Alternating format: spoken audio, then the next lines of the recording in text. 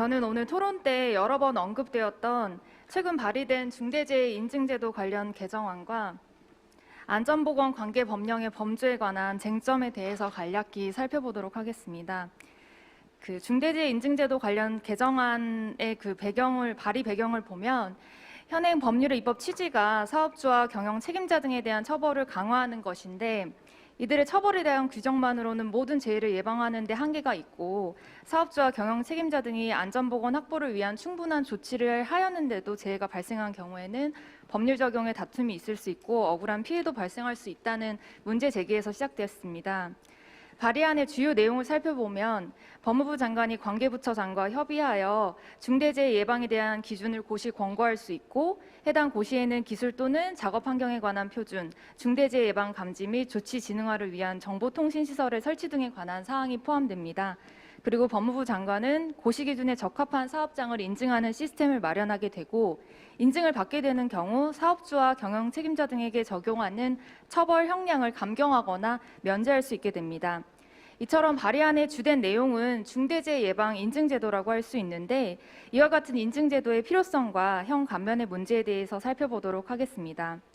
첫 번째로 이 같은 인증제도는 사실상 법을 형해할 수 있습니다. 중처법이 제4조, 제9조에서 사업주 등의 의무를 규정하고 이를 다시 시행령에서 구체적으로 분설하였는데 고시된 중대재해 예방에 관한 기준에 따라 인증만 받게 되면 사업주의 책임을 감경 면제할 수 있도록 하는 것은 사실상 사업주 등이 중처법상의 의무를 지키지 않을 요인을 제공하는 것입니다. 이 경우 실질적인 안전보건 관리 체계를 마련하고 이를 이행해서 중대재해를 예방하려는 법의 취지는 훼손될 것이고 인증제도의 형식적인 기준만을 만족해서 법의 적용을 회피하려는 사업장들이 늘어날 수 있습니다. 또한 이미 안전보건 경영 시스템 인증 제도가 마련되어 시행되고 있음에도 인증받은 내용에 따라서 현장에서 적절한 안전조치 의무가 이행되고 있지 않은 이유 등으로 계속되는 중대재해 발생을 막지 못하고 있습니다. 그렇기 때문에 이와 비슷한 인증제도를 운영한다고 해서 중대재해 예방에 실효적인 성과를 거둘 수 있을지 의문스럽습니다.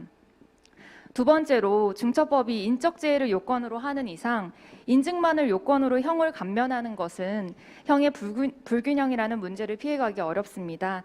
특히 사람의 생명, 신체를 보호법익으로 하며 사회적인 무리가 큰 중대재해 사건을 대상으로 하는 중처법의 특성상 인증제도 완비만을 조건으로 한 감면의 타당성이 조화되기 어렵습니다. 또한 침해법익에 비해 지나치게 가벼운 형량이 선고될 수 있으므로 국민의 법감정과도 괴리되기 쉽습니다. 사망이라는 결과가 발생했음에도 인증을 갖추면 그 책임을 면제까지 할 수 있다는 것은 다른 형사범죄와 비교해 보았을 때도 이례적이라고 볼 수 있습니다. 세 번째로 발의안에서 우려하는 안전보건 조치를 충분히 하였음에도 재해가 발생한 경우 등은 기존의 형법 제53조 장량 감경 규정과 같은 형법상 감경 규정으로도 참작이 가능합니다. 안전보건 조치를 충분히 한 경우라면 이미 인과관계 판단에서 인과관계가 부정될 가능성이 있고 인과관계가 인정되더라도 재판 과정에서 충분히 고려될 수 있는 감경 요소입니다. 이 부분은 법원의 내부적인 양형 기준을 마련할 때 고려해야 할 사안으로 법의 재정 취지를 훼손하면서까지 개정안으로 반영할 사안은 아니라고 생각합니다. 그렇기 때문에 인증을 받은 사업주에 대해서 중처법상 처벌을 감면하는 내용의 개정 발의안은 이와 같은 문제들로 인해서 받아들이기 어렵다고 생각합니다. 다음은 안전보건 관계 법령의 범주와 관련된 쟁점에 대해서 살펴보겠습니다. 중처법 제4조 1항 4호와 9조 1항 2항 4호에서는 안전보건 관계 법령에 따른 의무이행에 필요한 관리상의 조치를 사업주 등의 의무로 규정하고 있습니다.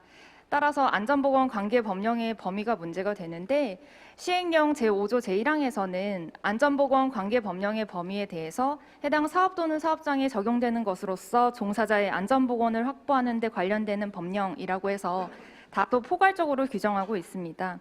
의무 혜택가 중대재해 처벌의 기본 범죄라는 점에서 경영계 측에서는 구체화를 요구하고 있는 상황이고 지나치게 그 범위가 광범위해서 자의적인 해석의 여지가 있고 명확성의 원칙에도 반한다는 주장이 제기되었습니다. 반면 해당 규정은 사업주의 포괄적인 안전보건 의무 확보를 취지로 하는 중처법의 특성상 명확성 원칙 위배로 볼 수 없다는 주장도 존재합니다.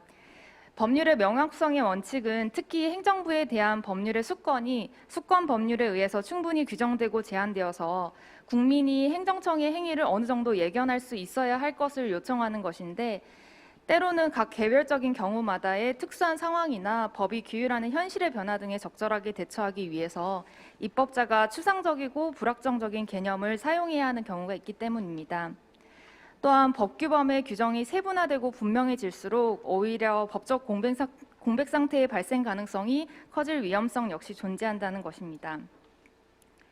중처법 위반 시에는 엄중한 형사 제재가 뒤따르기 때문에 수범자의 예측 가능성을 최대한 보장해야 하는 한편, 자의적인 해석의 여지가 없도록 규범의 명확성을 강화해야 하지만, 법이 적용되는 상황에 적절하게 대처하기 위해서 추상적이고 불확정적인 개념을 사용해야 하는 경우도 고려해야 할 것입니다.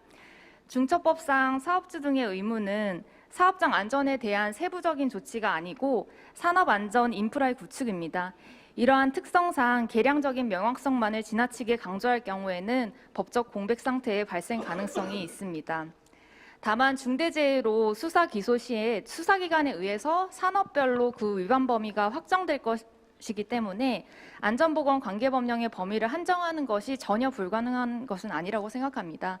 그래서 정부가 적극적으로 산업별 실태를 조사해서 시행령에서 안전보건관계법령의 수는 한정을 하되 최대한의 안전보건관계법령을 포함해서 수범자의 예측 가능성을 보장하면서 법적 공백도 예방해야 할 것입니다.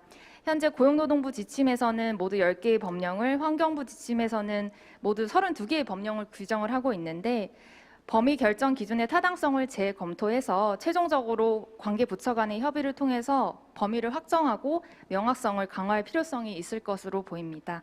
이상으로 제 토론을 마치겠습니다. 감사합니다. 우리